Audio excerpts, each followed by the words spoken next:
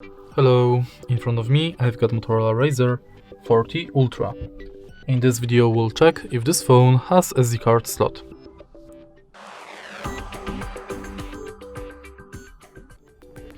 In order to check it, let's take off the top part of case of this phone.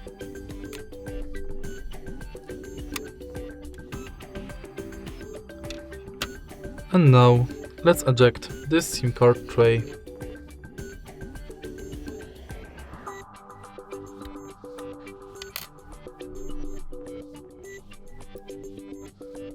Unfortunately, this phone does not have SD card slot.